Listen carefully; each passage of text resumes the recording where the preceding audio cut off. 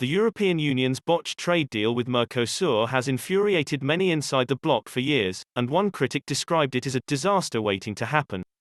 Brussels' pact with Mercosur, a group made up of South American nations Argentina, Brazil, Paraguay and Uruguay, remains elusive 20 years after talks began. The trade pact struck in 2019 promised to be the EU's largest deal, with the removal of import tariffs on its products that had previously cost billions.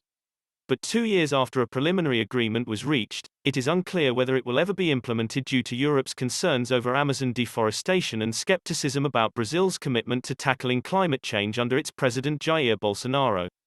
The deal has received criticism from a number of places, but prominently from environmental campaigners.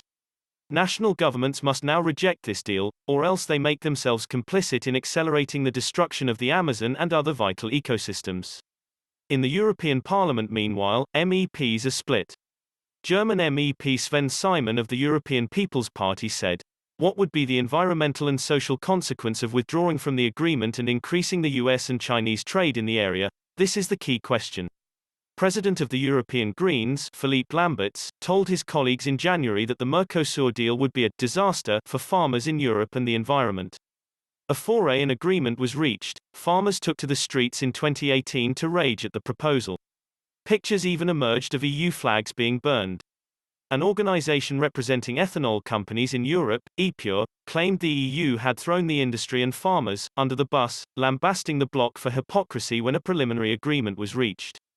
Last-minute changes to the EU-Mercosur agreement, offering even more access to EU markets for Brazilian sugarcane ethanol, have made a bad deal even worse. The agreement essentially trades away Europe's ethanol industry unless the EU can act quickly and grow the European ethanol market to accommodate a flood of imports. French President Emmanuel Macron is one of the more high-profile figures to express concerns over the deal. The French government said in a statement in September last year, "The draft agreement has no provision to impose discipline on the practices of the Mercosur countries in the fight against deforestation. This is the major shortcoming in this agreement and this is the main reason why, as it stands, France opposes the draft agreement."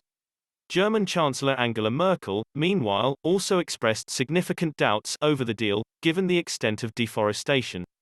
Parliaments in Austria, the Netherlands and the Belgian region of Wallonia have also indicated their opposition to the deal in its current form.